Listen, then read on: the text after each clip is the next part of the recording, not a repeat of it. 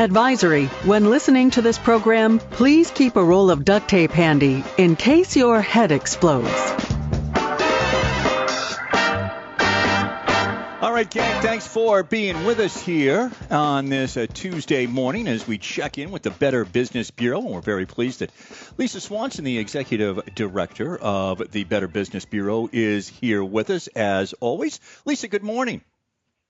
Good morning, Hank. Always a pleasure to be here. And I'm thrilled to also have Shannon Manassa, our Director of Operations, with us today. And she is going to give all of our eager listeners a heads up on scams that are happening right now. Scams, that's it. That's what everybody wants to know. All right, Shannon, I'll just turn it over to you as Lisa has, because yeah, Lisa's right. There's always so many scams going around out there, and people just want to make sure that they stay safe. What's the latest? All right. Thank you so much, Hank and Lisa. So my name is Shannon. I am the Director of Operations here at the BBB of Central New England, and today we wanted to turn the spotlight on a lesser-known but fast-growing scam that can affect people of any age, and it's called ghost tapping.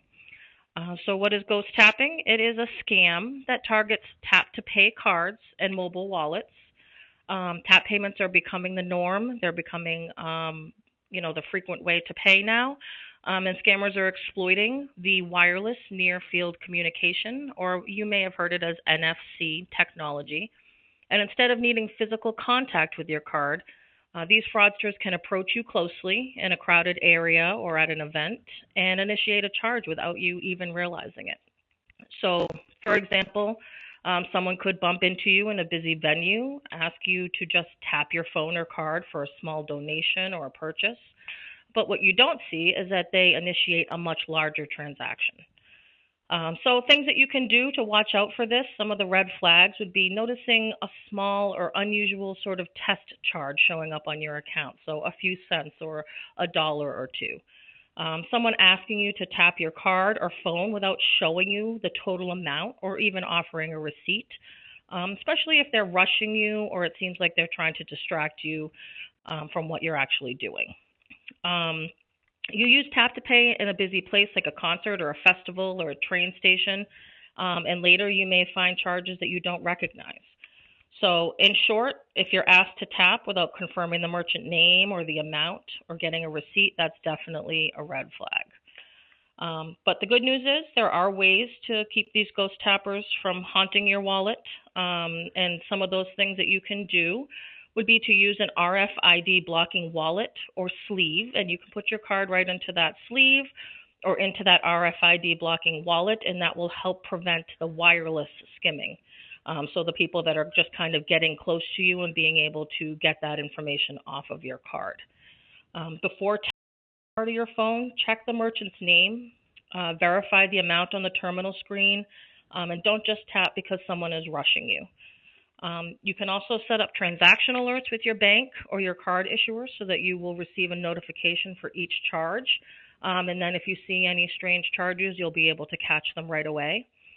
And if you're in a high-risk area or you feel uneasy about the transaction, consider inserting or swiping your card instead of tapping, or if appropriate, you can always use cash. If you suspect that you've been targeted by this, you would report it immediately to your bank or your card issuer. Freeze or cancel the affected card. Monitor your statements and accounts closely for any additional unauthorized charges. And you can also report the incident to the BBB Scam Tracker. That's at www.bbb.org/scam tracker. And that's a place where you can go to report what has happened to you. And we track all of that information, and we are able to sort of alert the public to these things that are happening by using that information that's being reported live. So here at the BBB of Central New England, we are here to help you stay informed and protected from scams like this. The best defense against getting scammed is staying informed. The more you know, the harder it is for scammers to fool you. You can also visit bbb.org/all/scam tips to stay educated, stay alert, and stay ahead of the latest scams. Wow. You can also reach us anytime by emailing info@cne.bbb.org or you can just give us a call, 508-755-3340. Yeah. Wow. Wow. Yeah. Thank you.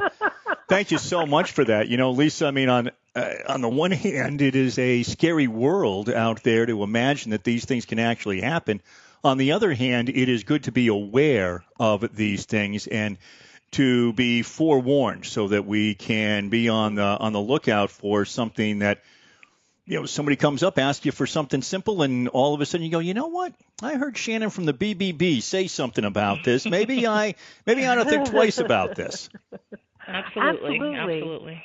And, another easy way is ask if that vendor or ask if that business is a member of the BBB. That's one of the most basic things that we can all do to protect ourselves. And, that gives me a nice entree into this Thursday, our annual meeting of the Better Business Bureau accredited businesses, and I want to make sure that I show our appreciation for our generous sponsors. We have Local IQ and the Telegram and Gazette, who stepped forward as our platinum sponsor for our Central Mass Awards and, of course, our annual meeting. And then Metro West Mini Splits out of Southborough stepped up as our sponsor.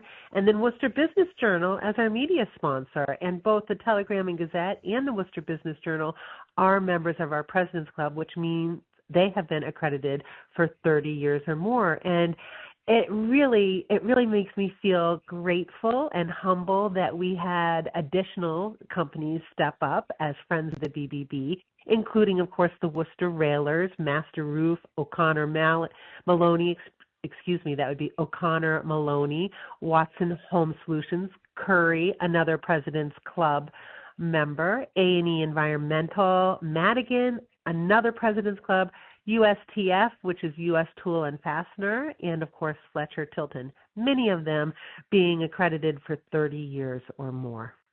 Wow, that really is incredible. Those are some heavy hitters that you just said there, Lisa, who all know the value of being accredited members of the Better Business Bureau of Central New England and Western Massachusetts. And as you said, hey, big awards night coming up on Thursday, so that's going to be very, very exciting. Anything else we need to know before we let you and Shannon go today?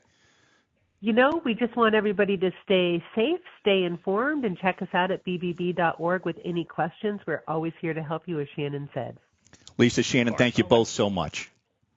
Thank you. you. Have a great day. All right, gang, we've got more to come. It is the talk of the Commonwealth on the Radio Worcester Network. You, of course, are listening at RadioWorcester.com, or you've got us on Radio Central at AM 830 WCRN.